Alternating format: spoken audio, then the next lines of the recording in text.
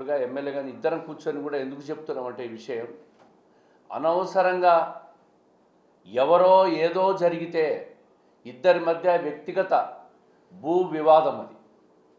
ఈ విధంగా ఎక్కడెక్కడో వ్యక్తుల మధ్య భూ వివాదాలు కూడా మాకు గ్రీవెన్స్ పెట్టినప్పుడు వస్తూనే ఉన్నాయి, చూస్తూనే ఉన్నాం. మేము ప్రతి ఒక్కరికి ఒకటే చెప్తా ఉన్నాం, మాతో సాల్వ్ అయితే మీరు మధ్యవర్తిత్వం ద్వారా సాల్వ్ చేసుకోండి. రెండో విధానం పోలీస్ స్టేషన్ పోయి సాల్వ్ చేసుకోండి. పోలీసు వాళ్ళు సివిల్ వివాదాల్లో జోక్యం చేసుకోకూడదు కాబట్టి మీరు కోర్టులో తేల్చుకోండి.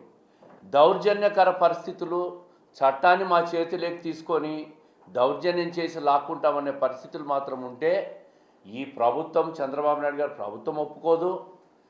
ఇక్కడ లోకల్గా ఎన్నికల తర్వాత ప్రజాప్రతినిధిగా ఉన్న ఎమ్మెల్యే కానీ మా కుటుంబం కానీ ఒప్పుకోము. ఇటువంటి వాళ్ళని ప్రోత్సహించమనే స్పష్టమైన మా విధానాన్ని తెలియజేయాలనే ముఖ్య ఉద్దేశంతోనే పత్రికా విలేకరుల సమావేశం ఏర్పాటు చేసాం. ప్రజలకు ఇది అర్థం కావాలి. అదే సమయంలో ఇరు వర్గాల మధ్య ఉన్న వివాదం, అవతల వ్యక్తులు కూడా తప్పు చేసిన వాళ్ళుంటే